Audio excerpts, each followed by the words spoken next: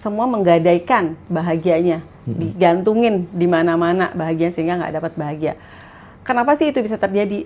Ada yang kosong di dalam perasaannya.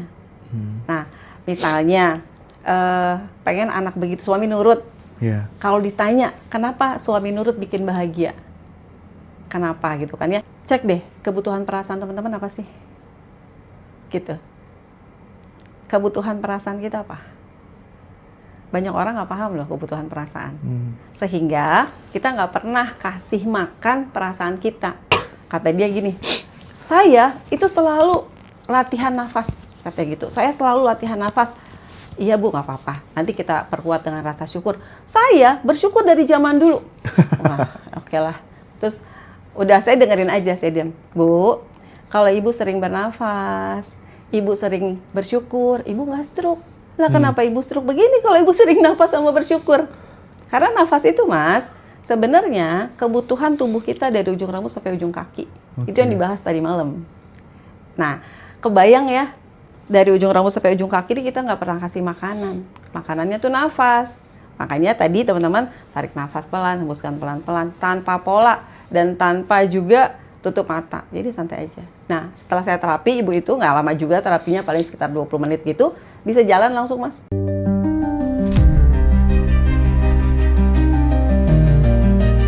Enlightenment seorang Nabi Muhammad ini kaitannya ternyata sama kemanusiaan gitu. Nah, perjalanan cerita itu sampai di dunia dewasanya itu udah masuk pelajaran filsafat tuh, Ndra. Spektrum ateis itu beda, dari mulai ateis yang paling santai sampai ateis yang paling radikal juga ada.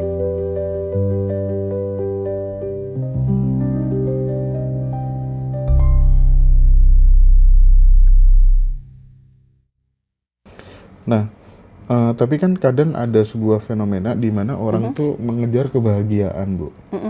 Tapi justru semakin jauh dari rasa bahagia itu sendiri gitu. Nah, ini salah yang mana? Di mana? Ya teman-teman, pentingnya bahagia itu apa? Itu aja. Harus tahu dulu kan, meaningnya harus tahu. Kalau nggak tahu meaningnya, kita kan kayak mau kesini kan harus tahu juga mau ngapain sama Senda. Kalau nggak ya nggak tahu, akhirnya nggak dapet tujuannya. Nah, makanya di kelas Bahagia Tanpa Rekayasa tuh didudukin benar-benar dudukannya. Jadi pentingnya bahagia tuh ini. Jadi gini, kemarin ya di kelas, kan saya tanya, jadi teman-teman, kita semua cari kan yang namanya bahagia. Nah, pentingnya bahagia apa sih? Pentingnya bahagia gitu ya, hidup tenang, kayak gitu, oke. Terus semua nyaman, semua terpenuhi gitu. Itu kan keinginan bahagianya seperti itu. Terus saya bilang, kalau ingin tenang, ya kenapa nggak tenang aja gitu? Kenapa harus dicari? Kan tenang, tinggal diem ya, tinggal relax. Kan tenang. Kenapa harus mencari sejauh itu dan selama itu gitu? Nah, terus apa yang membuat teman-teman bahagia gitu ya? Kalau anak saya sukses, kalau suami saya setia, kalau mertua saya begini. Pakai syarat ya? Iya, terus saya bilang semua itu nggak akan pernah terjadi. Terus kita nggak bahagia selamanya. Gitu. Jadi kemarin tuh banyak syarat dan kebanyakan para orang tua menggadaikan bahagianya di anak. Jadi kalau anak saya begini, saya bahagia. Padahal anaknya juga nggak bahagia karena kita titipin banyak. Ya, tapi kan itu kan masalah yang sangat fundamental gitu. Dan ngeberesin masalah itu kan menurutku ini secara pribadi ya nggak cukup lah ya dengan satu sesi gitu. Artinya ini butuh latihan, butuh effort yang konsisten gitu. Karena bagaimanapun juga syarat-syarat itu sudah menjadi semacam kayak program di pikiran kita waktu kita masih kecil gitu. Kita bahagia saat kemudian pasangan nurut. Kita bahagia saat kemudian anak nurut. Ya, anak nurut sesuai dengan kemauan kita gitu. Kita bahagia ketika kemudian apapun lah ya yang kita mau terpenuhi gitu. Nah, ini kan tidak gampang ngelepasin ini gitu. Nah, bagaimana membongkar ini semuanya sampai kemudian kena akar-akarnya sehingga benar-benar kita bisa mengimplementasikan dalam kehidupan sehari-hari bahwa remote kebahagiaan kita itu nggak kita kasihkan ke siapa-siapa gitu. Artinya benar-benar bahagia tanpa rekayasa dan tanpa syarat. Betul. Itu kemarin dibahas ya. Di hari pertama memang bahasannya itu, Mas. Jadi kita punya pikiran sadar bawah sadar, dan tentunya nir sadar. Nah, 3 ini Mas yang diberesin di kelas itu. Nah, salah satunya tadi yang Mas Hendra tanyakan. Kebanyakan orang sama, semua di kelas juga begitu. Semua menggadaikan bahagianya, digantungin di mana-mana bahagia sehingga nggak dapat bahagia. Kenapa sih itu bisa terjadi? Ada yang kosong di dalam perasaannya. Nah, misalnya pengen anak begitu, suami nurut. Yeah. Kalau ditanya, kenapa suami nurut bikin bahagia? Kenapa gitu kan ya? Nanti ditanya di kelas, nanti kita gali itu. Nah, pentingnya apa? Kan ternyata kalau kita ngomongin itu ada pola yang kosong di perasaan. Nah, teman-teman gini deh ya, teman-teman biar paham maksudnya. Cek deh, kebutuhan perasaan teman-teman apa sih? Gitu. Kebutuhan perasaan kita apa? Banyak orang nggak paham loh kebutuhan perasaan. Sehingga kita nggak pernah kasih makan perasaan kita. Dan itu yang membuat kita kosong. Terus sok-sokan nih, kita kasih rasa sayang, rasa cinta, perhatian untuk orang. Itu ngambilnya kan dari perasaan kita, Mas. Makanya perasaan kita jadi minus, habis. Nah, bagaimana mungkin vibrasi kita mau naik, mau tinggi. Sedangkan di sini aja tekor. Nggak ada makanan, kelaparan gitu loh. Nah, ketika udah kelaparan, ketika udah nggak ada makanan sama sekali, ya otomatis dong jadi demo, jadi ngamuk, jadi marah-marah. Yeah. Dengan cara minta ke orang.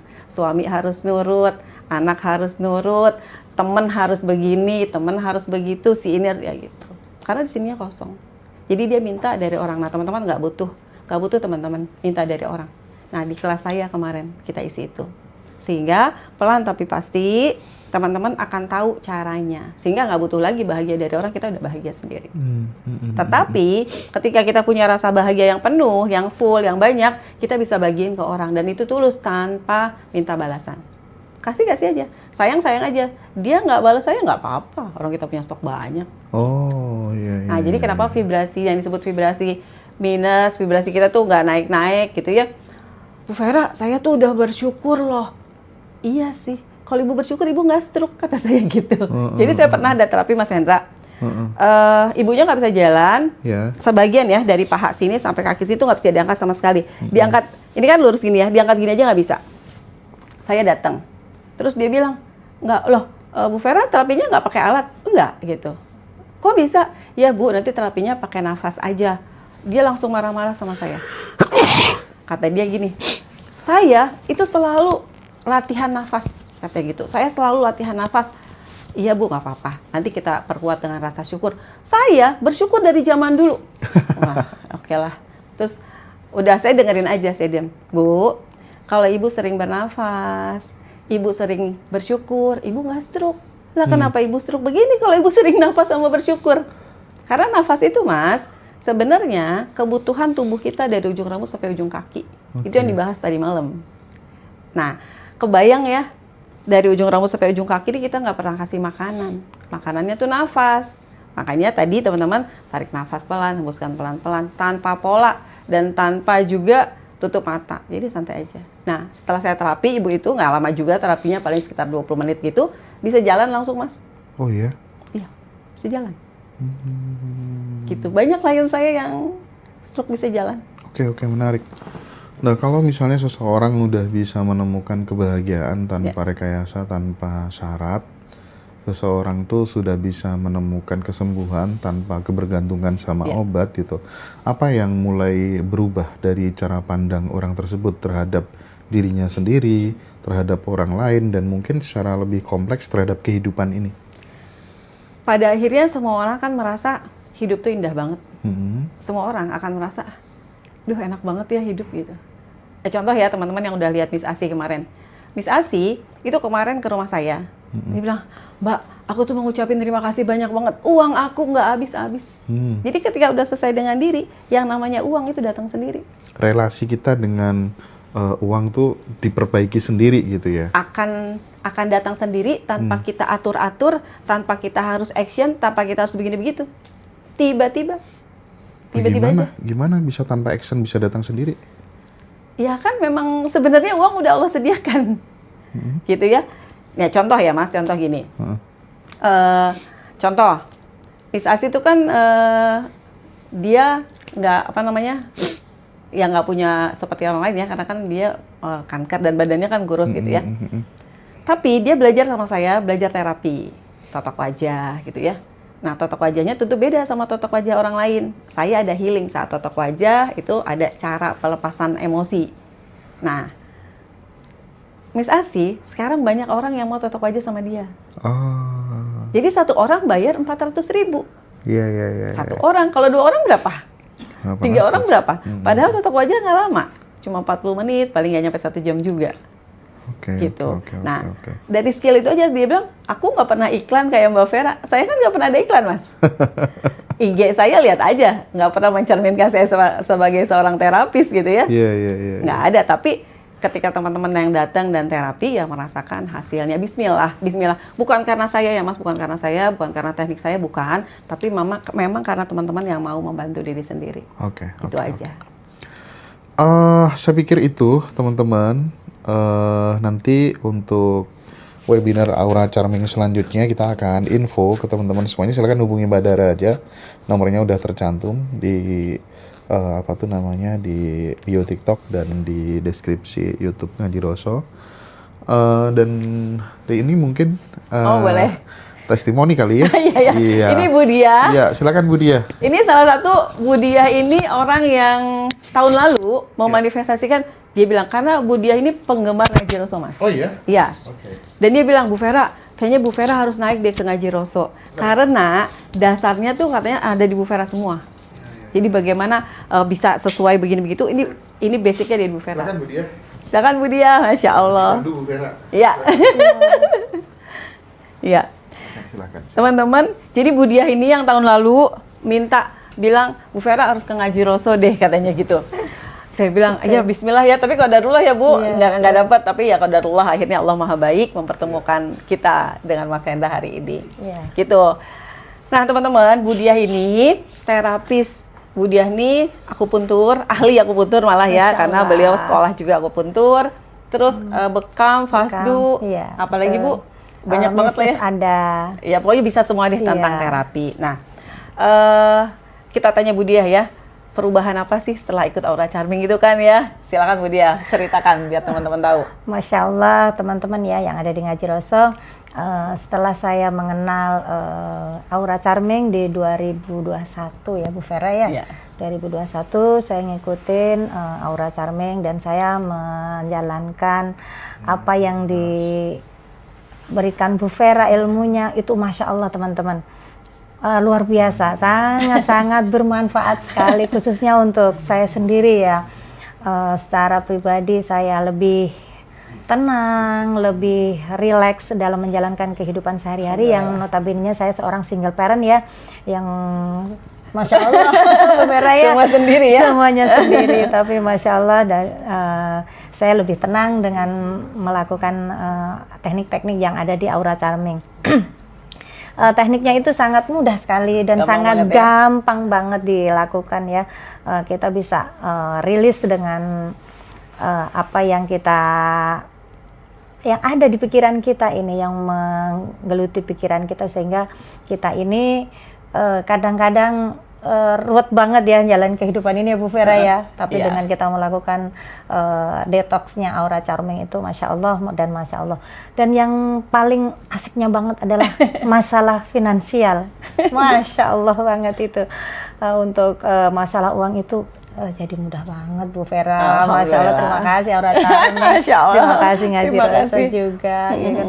Itu masalah uang Masya Allah dengan mudahnya. Kalau pikiran dan perasaan kita tuh sudah satu frekuensi, sudah tidak ada yang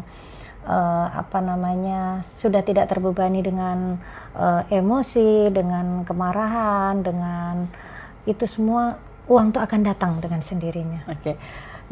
Bu Dia kan dulu terapis. Jadi gini teman-teman, saya tuh banyak kelas khusus untuk terapis ya. Karena saya mau teman-teman tuh nggak usah capek, tapi uang datang banyak. Nah, teknik-teknik Aura Charming ini yang dimiliki oleh Bu Dia. Jadi ketika orang terapi sama Bu Dia, nggak cuma terapi fisiknya aja ya kan, banyak orang datang betul. terapi fisik gitu. Iya, nah, jadi selain dibetulkan apa namanya secara badannya, secara fisiknya ya. Dengan keilmuan yang saya dapatkan dari Bu Vera ini, saya mencoba membantu klien-klien saya di luar sana untuk dia secara emosi, secara ini bisa terbantukan. Jadi dua-duanya rilis. Jadi secara badannya dia terasa enak, pikirannya plong. Akhirnya dia mendapatkan bonus 2. Masya Allah, dia mendapatkan ketenangan. Akhirnya beliau-beliau ini yang sudah itu repeat order lagi. Bayarannya dong. Bayarannya. Beda kan bayarannya Ibu Dia? Beda. Gitu, yang teman-teman. Biasanya berapa ini jadi 2 kali lipat. Nah, iya. Itu Jadi kayak yang gitu ya. Alhamdulillah. Semangat Bu Dia. Jadi ada nggak pesan buat teman-teman? Jadi teman-teman ya ikut Aura Charming. Masya Allah, pokoknya semuanya permasalahan yang teman-teman hadapi saat ini, insya Allah dengan Aura Charming ini bisa terbantukan sekali. Nggak iklan juga Bu Dia. Nggak iklan juga Nggak ya. iklan juga. Jadi gini sih teman-teman, sebenarnya maksud Bu Dia mungkin pokoknya lepasin aja deh Iya, beban di betul, pikiran betul, dan betul, perasaan, betul. karena itu kan membuat hidup lebih indah gitu sih. Iya, Ya betul. teknik di luaran banyak banget loh. Banyak banget. Iya, tapi teknik di Aura Charming lebih mudah dan mudah banget dilakukannya. Mudah dan mudah banget gitu ya. Mudah banget dilakukannya. Jadi sangat membantu kita yang saat ini menghadapi penyakit yang sudah lama bertahun-tahun ya. Tapi dengan teknik ini terbantukan, secara fisik juga kita bantu sehingga dua-duanya berjalan dengan baik dan hasilnya yang luar biasa. Alhamdulillah. Bu Vera. Alhamdulillah gitu teman-teman. Jadi sebenarnya ketika kita bisa bantu orang, bisa bantu diri sendiri, kita akan bisa bantu orang. Pertamanya gitu. Jadi kayak yang tadi ya, kalau kita bilang sayang sama orang, tapi kita nggak ada stoknya, ya bohong banget. Makanya sayangnya kita juga ada syarat. Nah, sama teman-teman, ketika kita bisa melepaskan beban pikiran dan perasaan sendiri, gitu kita tahu caranya, kita bisa bantu banyak orang. Dan terutama kita bantu keluarga kita yang terdekat, gitu ya. Sampai ketemu teman-teman. Makasih banyak ya. Assalamualaikum warahmatullahi wabarakatuh. Terima kasih.